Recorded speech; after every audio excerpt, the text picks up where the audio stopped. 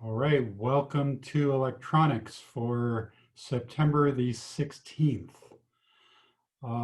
Before I start into the material, let me just ask, are there any questions? Did you guys successfully get Tinkercad accounts? In fact, let me ask that officially to everybody. Please type into the chat box, tell me yes or no. Did you successfully create a Tinkercad account? Okay, I'm seeing lots of yeses. Few people haven't responded yet.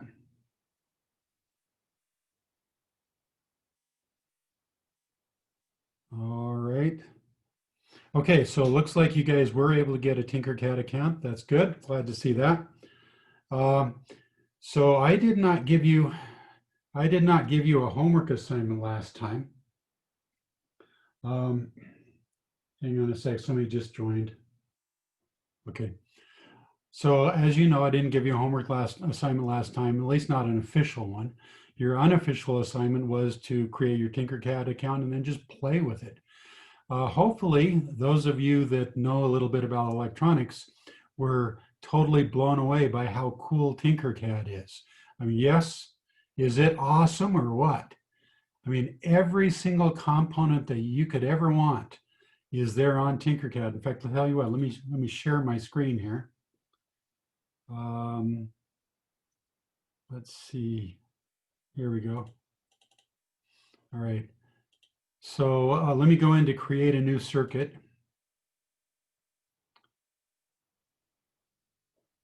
It's a little bit slow.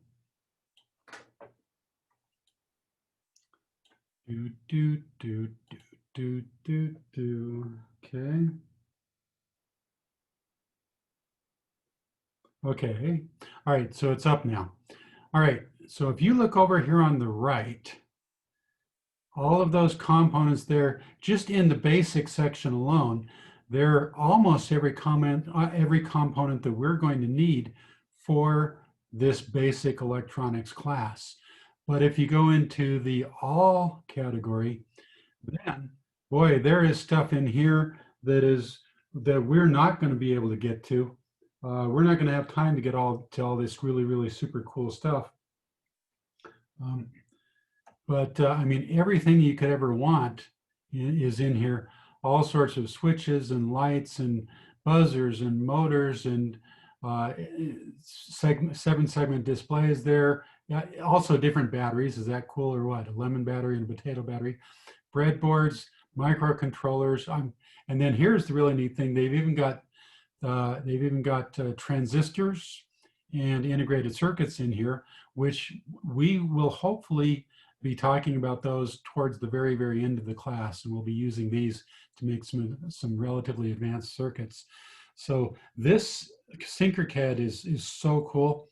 I was initially very worried that I was worried that this online experience would cheat you guys out of the what you need to really learn electronics. But the more I played with Tinkercad, the more convinced I am that you can get 99% of what you need to get just by playing with Tinkercad. Now, admittedly, there is definitely value in taking a real voltmeter, a real ammeter, and hooking up to a real circuit and and cutting wires and soldering wires together. That's an important thing that you guys aren't going to be able to experience online. But everything else, you can experience it online, and I think it's going to be a great experience for you here. All right, so let's go back into here again. All right, so can you guys type into the chat box and tell me, did you spend time playing with this? All right, so I see Isaiah says that, yeah, it's really in depth. And okay, and a few honest people are admitting that you didn't spend a lot of time on it. Okay. Oh, so, just we're not saying no doesn't mean we're not honest. Okay, all right, can't argue with that. Okay, so last time we made some simple circuits. Let me get out of the advanced here because the advanced there's so many things there, it's hard to find what I want. So let me just get into the basic category here. All right, so let's just take a battery. I like the 9-volt battery, but you can do whatever you want. And as you know, we can switch these around any way we want. All right. And then let's take a resistor. Okay. And let's take an LED. And so as I talked about last time, LEDs are much more robust than regular light bulbs, but they do have a drawback in that if you're not careful, you can burn the LEDs out. All right, so if we take an LED and we connect it up to a battery and we don't use a resistor, we just connect it directly up like that. Okay. And then we turn on our simulation, boom, we just burned out our LED. Now, if this was a real LED, it would go pop and you might smell something burning. But since it's a simulated LED, then that's not the case. All right, so we know that, well, that didn't work. So what we do then is we take a resistor and we hook a resistor up there. And now when we start the simulation, the LED comes on, but the LED might not be as bright as we want it to be because LEDs are designed to work under certain circumstances. And this is where it's important that you need to understand some electronics in order to use an LED right. If you just go connecting it up willy-nilly, you might burn it out, but even if you don't burn it out, it's not, if you're not running it under the right circumstances, then it's not going to run as bright as it should, or maybe it doesn't burn out right off the bat, but if you're running too much voltage and too much current, then it won't last as long as it's supposed to last, because LEDs are supposed to last for years and years and years and years. So this is why you need to know some electronics, is how to calculate what's the right resistor to use for this LED. So let's take a minute now, and I want you guys to prove to me that you've learned what you need to learn. Okay, so somebody please type in the chat box from what I said last Monday. Hopefully you remember, what is the optimum amount of current to have running through an LED in order for it to be the right brightness and not burn out? Okay, 20 amps is actually a bit much. It's actually got to be a whole lot less than that. 20 milliamps, yes, that's what we want. We want 20 milliamps. Okay, so let's get out a multimeter here. Here's a multimeter. And the reason it's called multimeter is because it can measure multiple things.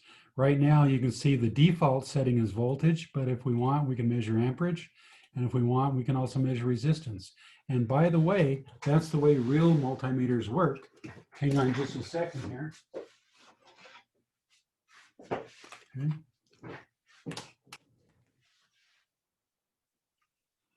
All right, so here is, let me stop sharing. All right, so here is a real multimeter, and it's got a dial on here so I can set it for various things. So I can set it to read voltage if I want. I can set it so that it reads current if I want. Okay, they're set to read current. And I can also set it so it reads resistance if we want.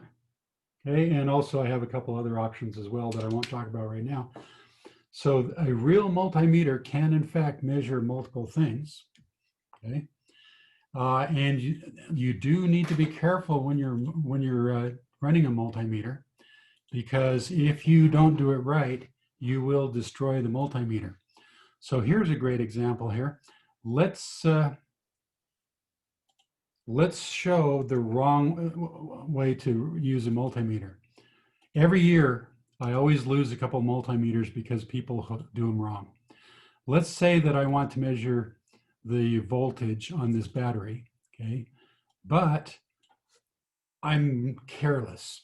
So I pick up the multimeter that somebody else has been using, and now the person who was using it before me, they had it set so it measures current. All right, so here's where you got to be careful. So let's say that somebody before me had been using this and they've got it set to measure current. So I pick it up and I don't look carefully enough. And what I want to do is I want to measure voltage, but I don't look to see that it's actually set to measure current, right? So you might say, yeah, so what?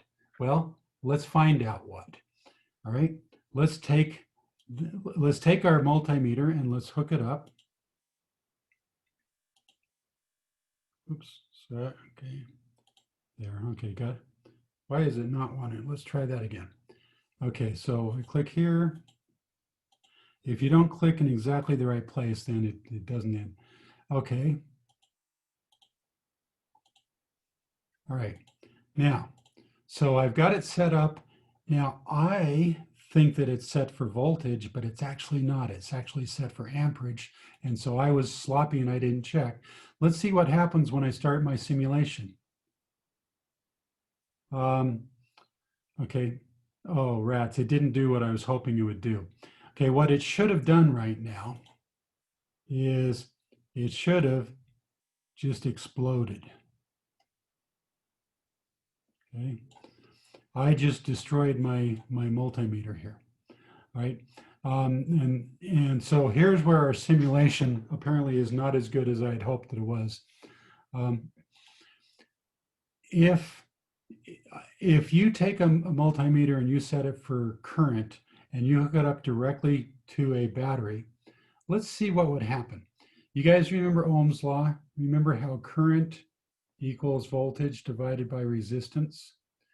If you look at my circuit right here, you'll see I've got 9 volts, okay? But how much resistance do you see in my circuit? 0. What is 9 divided by 0? Uh-oh. 9 divided by 0 is Undefined. uh-oh. That is the correct answer. Basically, it's infinity. Okay, so what's going to happen is this battery is going to try to put an infinite amount of current through my multimeter, and it will blow out my multimeter. Now, in reality, it's not going to totally destroy the multimeter because the multimeter has a really nice thing built inside called a fuse, and it's there for exactly this purpose. If somebody hooks it up wrong to where you get an infinite amount of current flowing through it, what'll happen is the fuse will blow in order to protect the multimeter. So the multimeter, you know, this multimeter that I've got right here, this is like a $200 multimeter. This is a really nice one. And so I wouldn't want to destroy a $200 multimeter. So instead, what we put is we put a fuse in there, which only costs like about 10 cents if you buy them in bulk, right? So what you guys need to do is you need to be very careful if you're using a real multimeter. Make sure that if you want to measure voltage, make sure your multimeter is set for voltage and not current. Okay. So now when we start the simulation, you'll see we get 9 volts. Okay. Now let's stop the simulation and okay, so in fact, let's put the multimeter over here. Put these guys here. All right, so I'm going to create my circuit. So I'm going to have the current come in here, and I want to measure the current. So if I want to measure current, what I have to do is I have to connect my ammeter so it's connected in series with the other stuff I want to measure. I have to make it so that all of the current flows through the multimeter. If the current does not flow through the multimeter, I'm not going to be able to measure it. Okay, so you guys just got through telling me that that LEDs work best if they have 20 milliamps of current flowing through them, right? Let's start this simulation. And what we see is that I don't have 20 milliamps flowing through it because the default value for resistors, if you just pull in a resistor right straight from Tinkercad, the default resistance is 1 kilo ohm, which you of course know is 1,000 ohms, right? So it looks like that's too much. All right. So what I want you guys to do right now is I want you to use your electronic skills, and I want you to calculate what should the resistance be in order to give me 20 milliamps flowing through here. So I'm going to give you guys a minute to think about that. And I want you to type in the chat box. After you've done the calculations, I want you to type in the chat box. If I've got a 9-volt battery, now the answer is going to be different depending on what my voltage is on my battery. But if I've got 9 volts, then what should my resistance be in order to give me 20 milliamps flowing through the circuit?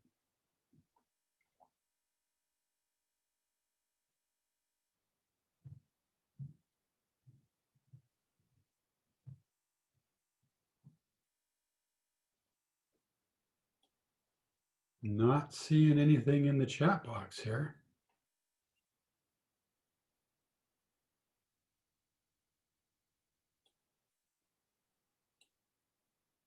I would have hoped that somebody would have figured it out by now. I'll give you another 2 minutes. Okay, good. Now I'm seeing a couple answers. That's good. But the answers I'm seeing are not the same. So, okay, so it looks like most people are agreeing. Okay, all right, most of you are saying this is 450, all right, but not all of you. Okay, let's see, who was the first person that said 450? That would have been Brian. Brian, could you please unmute yourself and tell me, how did you get that number? So I just kind of messed around with the calculator for a second, right? And to get I, right, you need to put E over R. So I just messed around with R, which is our resistance value, and I just figured out that 450 is around where I'd like to be. Okay, so what you're saying is that you messed around with R until you got the right value. Okay, well, I can't argue with success. If what you did worked, that's fine. And actually, I even have a name for that method. That's called trial and error. Also, some teachers call it guess and check. And hey, it works, at least sometimes. But can anybody who did not use the guess and check method tell me, how did you do it? I took the equation V equals IR. I solved for R, which was R equals E over I. Okay, so and hang then on I a second. divided it. Yeah. Okay, so I equals V over R, and then you wanted to solve for R?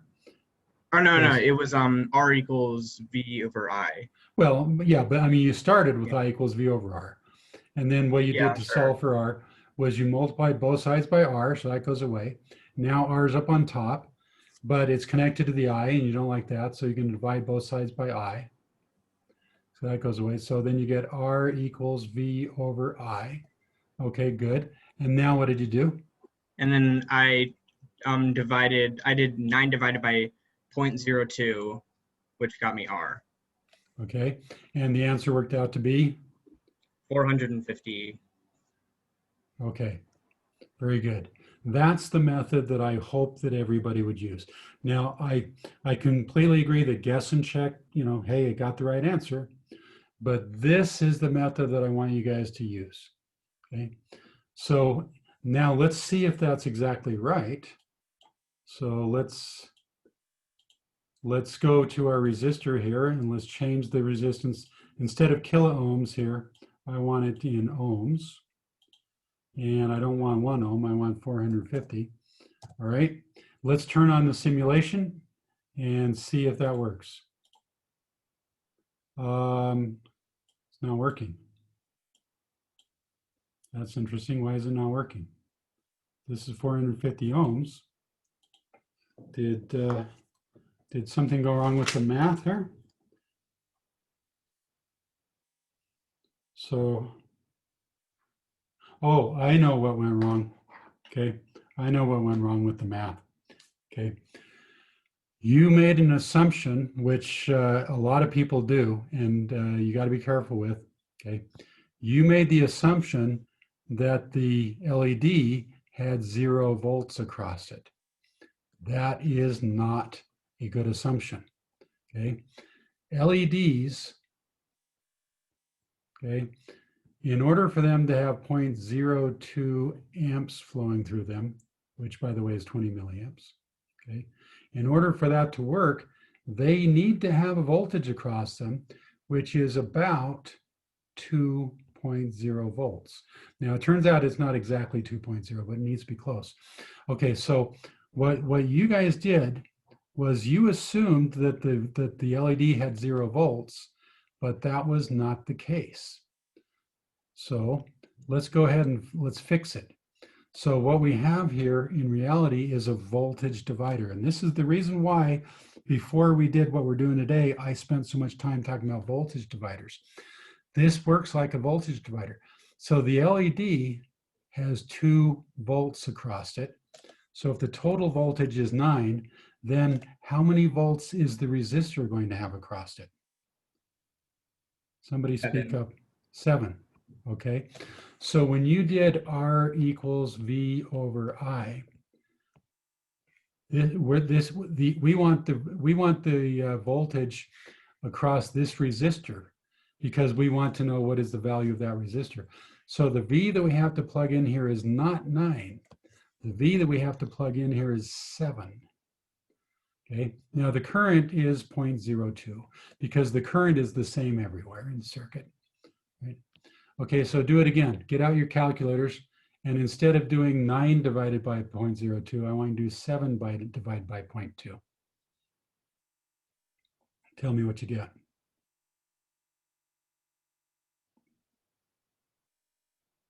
Go ahead and type it into the chat box.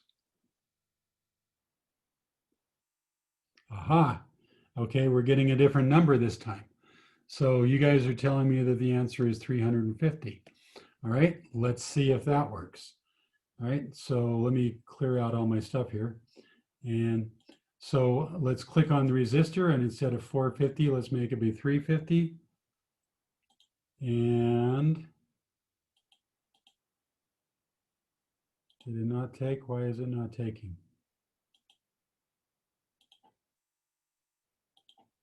Oh, God, I've got it set for volts. Oh, how embarrassing. Let's try it again. Okay, I did. It's exactly what I told you guys not to do. I told you got to be careful with these multimeters. Make sure they're set for the right thing. Okay, so you see we get a number here that is very close to what we want. Okay, now it's not exactly right because, like I said before, when you're dealing with an LED, okay, the voltage and an LED, the voltage that you want is approximately 2 volts, not exactly, in order to get a current of 200 milliamps or 20 milliamps. Okay. All right. So as you can see here, the voltage across our LED here is not exactly 2 volts. Is actually 2 point something. Actually, here's a great thing. This is something I might give you as a homework assignment.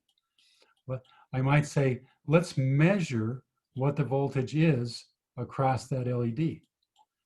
So let me say, if only we had a tool that could measure voltage. Anybody got any suggestions? Hopefully you're going to say, yes, we do have a tool that measures voltage. Here it is right here. Okay, so let's take a multimeter and let's make sure it's set for voltage. Okay, good, it is. And let's give ourselves just a little more room here. Okay, so let's hook it up now. So if I take one lead to this side of the LED, the other lead to that side of the LED, all right, and let's start our simulation. And hey, look at that. It's not exactly 2 volts, it's a little bit different, okay? Now, Why do you suppose it's telling me negative? Why is the voltmeter telling me that it's a negative one? So is that a wig point? That's a good question. That by itself is not a serious enough error that I would call it a wig point, or at least not enough that I would wear the wig. But I will count it as one wig point. So if we can get 2 more wig points, I'll wear the wig. Okay. If I make a really, really serious error, then I'll just go right straight for it. But so I want somebody to tell me, why is the multimeter telling me negative 2.07 instead of a positive 2.07? Why is that happening? Are the wires mixed up? Yeah, well, okay, a multimeter, if we look at it here, let me zoom in here. Can you guys see one of those leads is black and one of them is red? Okay, so let me zoom back out here. So multimeters are designed so that if you want it to read positive, then what you should do is the one that's black, you should connect that to the negative side of the LED. And then the red one, you can connect that to the positive side. Okay, so now when we start this simulation, now you see we do in fact get a positive number. All right. Now, right here where these guys cross, sometimes people get a little bit confused by that. Now, it's actually okay to do that, but a lot of people prefer that instead of crossing our wires, they prefer to make your wires come around here like this. You don't have to do this, but I can see why some people prefer it. Okay. Now we don't get confused that maybe those 2 wires might have crossed each other. Okay. But you know, in reality, if you hook up the multimeter backwards, so you get negative volts instead of positive volts, that's okay. No harm done. It will not hurt the multimeter if you do that. All right. Okay, so your homework for tonight is going to be to build what I've just built here and show me that you can do it and take a screenshot of what you've done. But then after doing that, then I want you to build it again, and I want you to use a breadboard this time. So breadboards are something that some of you have had some experience with, but I know that a lot of you have not. So tell you what here, I could just erase all these things, or what I could just do is I could just go to a new, let's go to a new drawing here.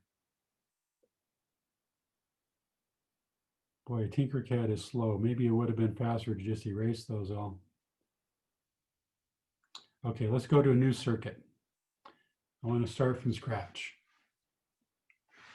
And let's talk about how breadboards work.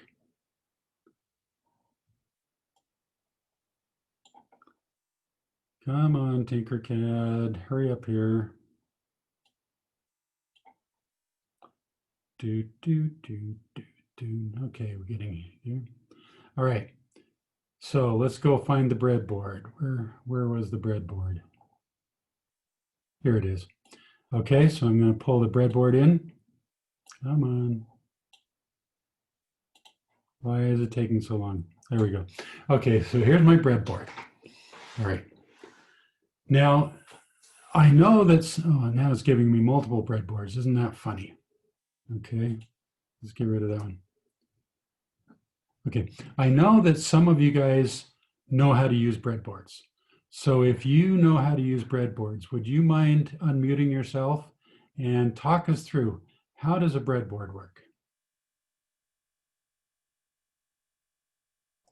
It's a little plastic board that has all sorts of connection points so that you can hook wires together without having to solder.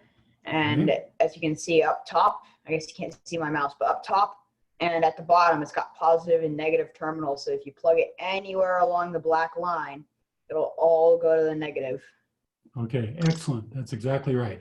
So I'm going to do what Simon just described. I'm going to take my cursor here, and if I put my cursor over any one of those pins, do you notice how all of those pins light up? Okay, so when I put my cursor in any one of these pins, all of these pins right here light up. So let me do that again. Okay, there, you see how that works? So any wire that's connected into any one of these guys is automatically connected inside the little plastic board there. They have metal. So any wire that's connected in that top row will automatically be connected to any other wire that is also in that top row. Okay, and let's follow through here and let's see how the rest of them are.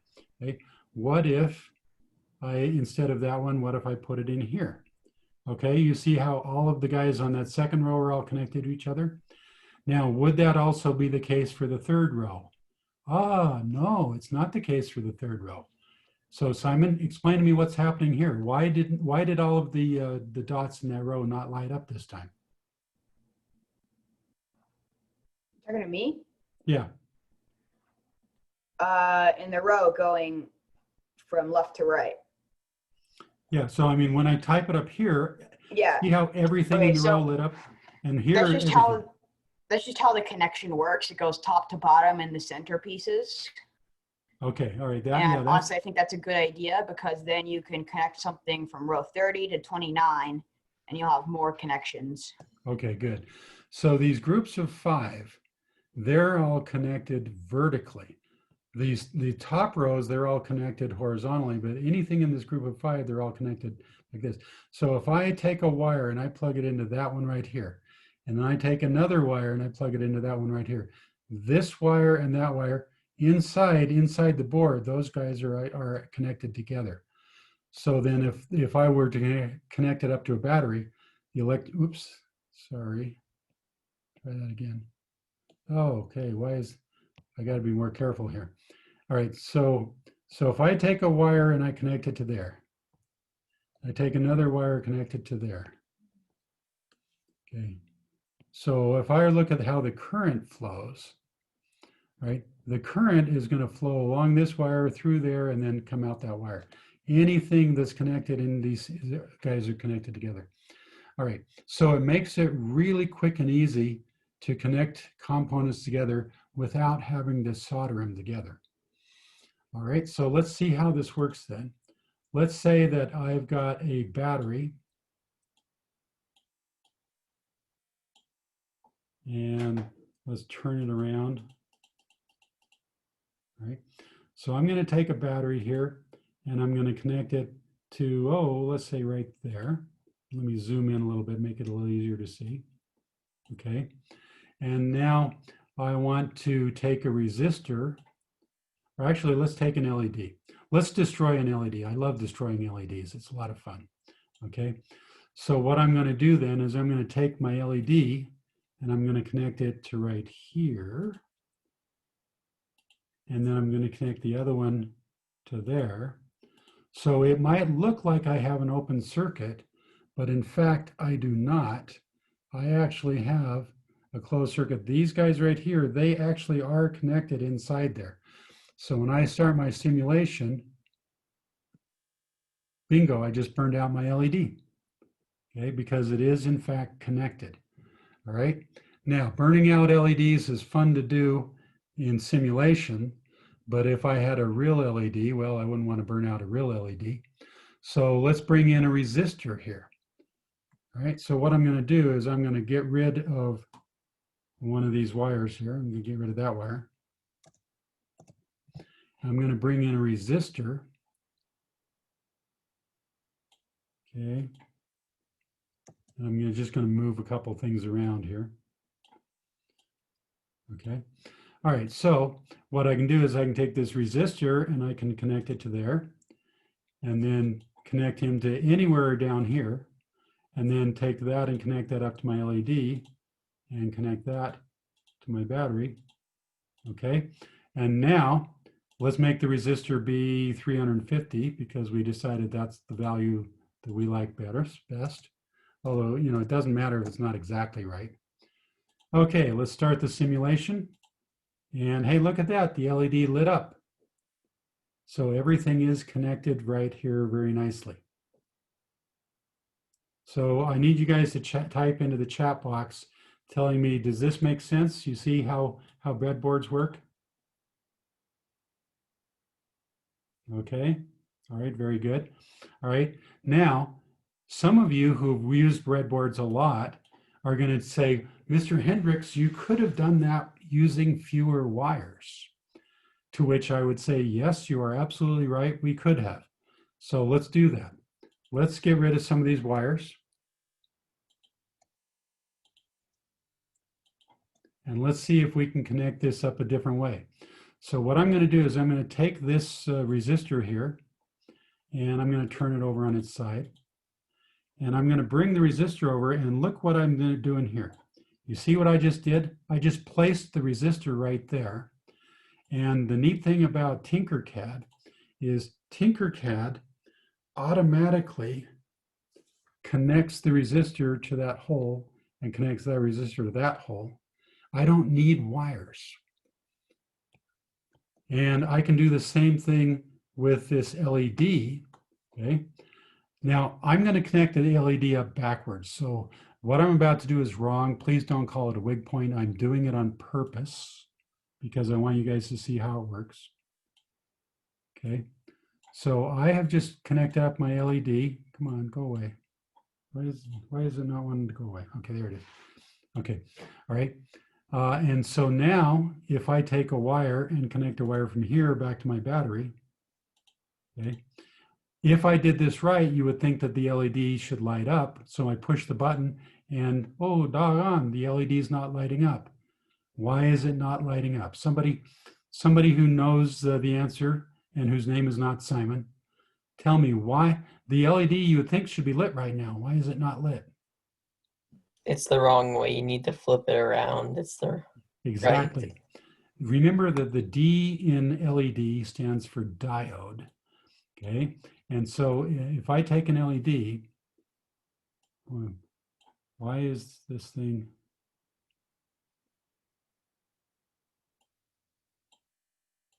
Oh, because I need to stop the simulation. It won't let me move the LED around unless I stop the simulation. Remember, we talked about the LEDs and how one side of the LED has to be connected up to the positive side of the battery. Okay.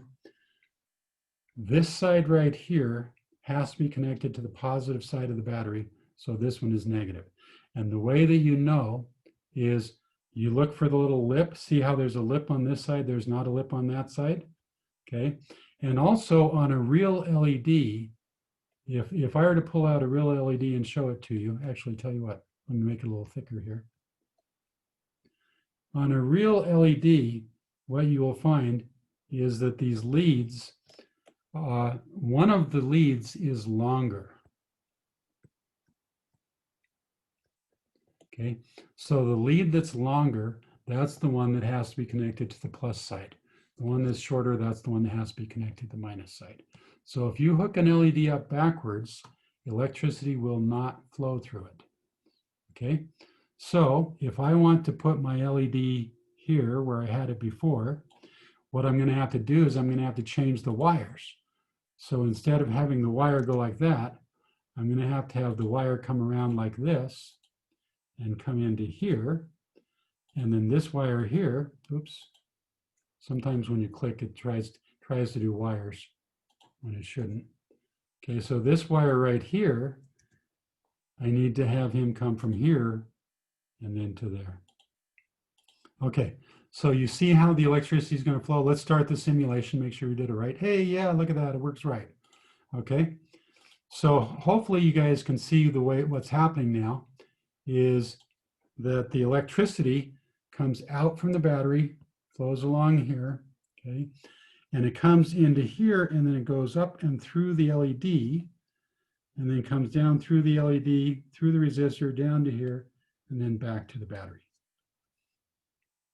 So breadboards, when you first look at them, you might say, well, why in the world would we use a breadboard? Wouldn't it be a whole lot easier to just hook the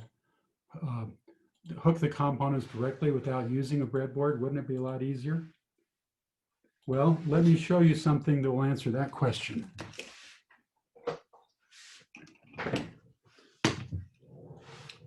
what I have right here is a circuit that I made a little while ago.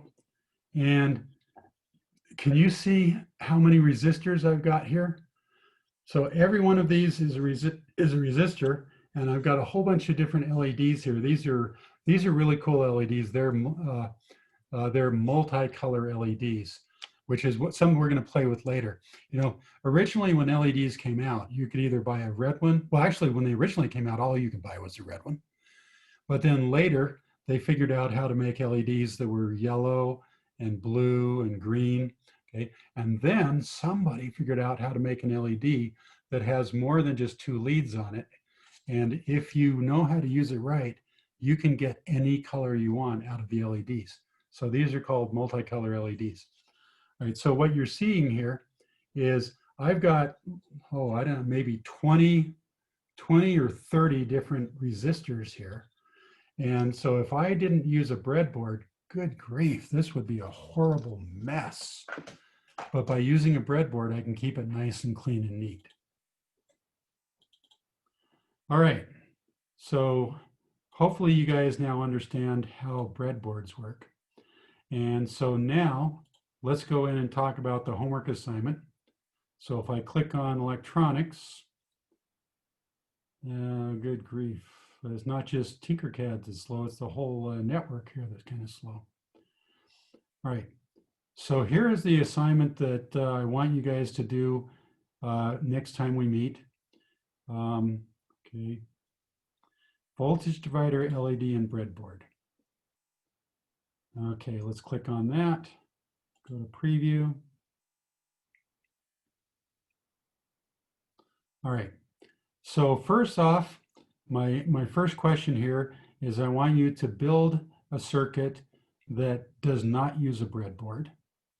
And so I want you to light up an LED the way that we just showed, and just show me that you can build a circuit without using a breadboard. Now in that circuit, I want you to be sure to include 2 multimeters. This multimeter here set to read voltage, and this multimeter here set to read current. Okay, and you may notice, see how this one right here is highlighted, and this one right here is highlighted. So that's a nice way to be able to just tell at a glance whether your multimeter is set for voltage, current, or resistance. All right, so your first assignment is just to show me that you know how to do that, and make sure that you have 20 milliamps flowing through the LED. So you're going to have to use the correct resistor in order to get that. And we've already been through that, so that should be a piece of cake now. All right. Your second assignment is I want you to take what we just did, but instead of doing it the quote unquote easy way, I want you to do it using a breadboard. So we got the same resistor as before. We got the same LED as before, but we've got it so that it's using a breadboard rather than the other way. All right, so let's see if we can track how is the current flowing through here. So I see the current is coming out here. It goes into this rail, and it goes all the way down to there, comes to here, comes through this guy, comes to there, goes through the LED, comes to here, and notice it goes through the multimeter to come to here, and then it goes here and back to the battery. So now some of you might say, well, wait a minute, Mr. Hendricks, what about that other multimeter? Doesn't the electricity flow through that multimeter too? You know, we talked about this last time. Somebody unmute yourself and tell me, why does the electricity not take this blue path here? Why is it that the electricity only takes the red path?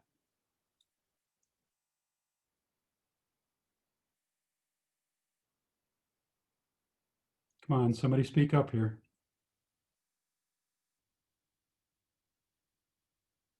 I'm a little bit concerned that nobody's talking. This multimeter is set for voltage. When a multimeter is set for voltage, it has an internal resistance that is basically infinite. Okay, So electricity cannot flow through it because when a multimeter is set for voltage mode, the internal resistance is basically infinite. On the other hand, when a multimeter is set for current mode, the internal resistance is basically 0.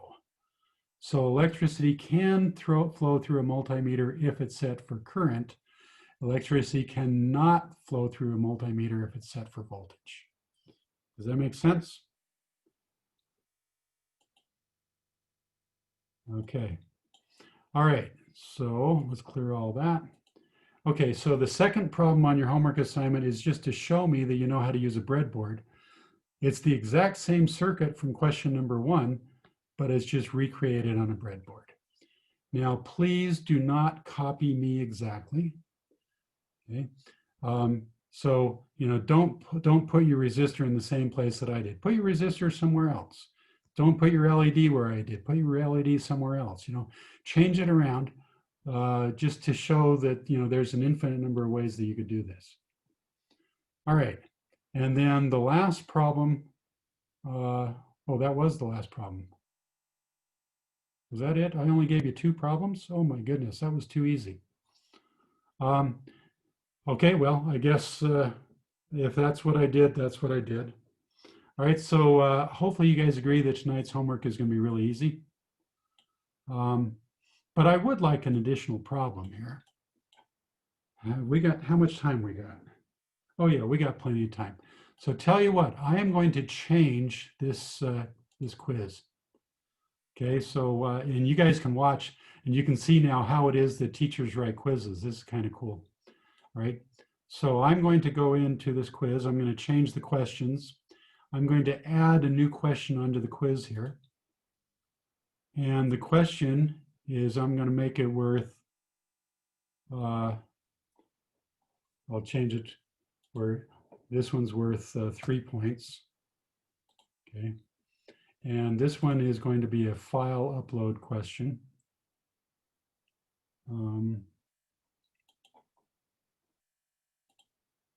Okay, file upload. Okay, so make a circuit of your own design using 5 different resistors, 1 battery, and 1 ammeter. Now remember, an ammeter is just a multimeter that's set to measure current, okay? And a breadboard, okay? And then take a snapshot or take a screenshot and upload it, okay? Bingo, so now that's your new assignment.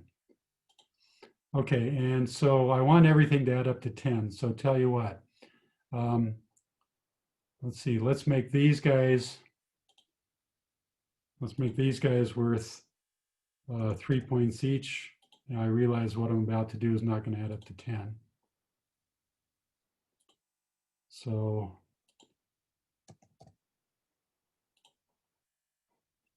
okay, so it adds up to 9. So let's change this one. Let's make this one worth 4 points. Okay, so now it all adds up to 10. Okay, and now I'll just save that.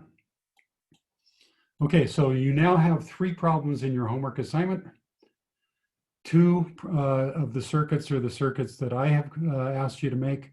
And then the third one is a circuit of your own design. All right. Does anybody have any questions about what we've done or what the homework assignment is?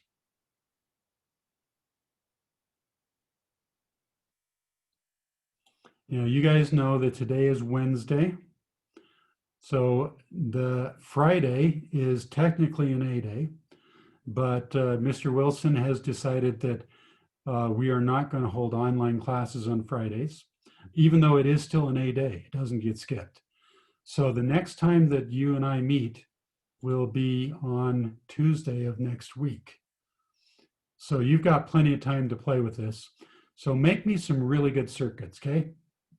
You don't have to limit yourself to 5 resistors. If you guys want to put in extra resistors, hey, go for it. Go crazy with resistors. Give me a circuit that's just got resistors everywhere. And those of you that know how to play with other things besides resistors, like maybe transistors and thermistors and integrated circuits, let's go for broke. Like, I want you guys to give me a really cool, super complicated circuit, but make sure it's a circuit that actually works. You need to hook in an ammeter so that I can see that the current is actually flowing through the circuit. Okay, I'm not seeing any questions. Not hearing any questions. Can I stay after and ask you a question? Okay, do you want me to turn off the recording first, or you want to just go ahead and ask it? Oh, it's okay. I'm a little bit confused on how like to hook up things to the breadboard. Okay. All right, let's go back to this. Let's go back to a breadboard. Okay, so is there a specific question that you can ask that will help make it more clear for you? I just like don't know like where to put things and like where the current flows. Okay. All right, let's go on. And by the way, if any of the rest of you guys want to leave, you don't need to listen to this if you don't want. You can just type bye into the chat box and you can go. But if you're a little bit iffy on this, then stick around. Okay, so let's just review what I said before, is that with a breadboard, if I plug something into any one of these holes here, it is automatically internally connected to every other one of those holes. If I plug something into one of these holes, it is automatically connected to all of those guys. Same way here, this hole here, okay? So in the middle here, we have groups of 5, whereas on the edges, we have groups of like, what, 20 or 30, okay? So let's connect up some things here. Let's connect up a, let me turn it like this. And we turn this guy like this too. Oops, I didn't want to do that. Right. Okay. All right. So let's take a wire and let's connect it from here into here. Okay. And so that means that every one of these holes right here is now connected to the plus side of the battery. So what I can do then is I can take a wire from there to here. And so now the electricity can now get to my LED. And then I'm going to take it from here to any guy over here.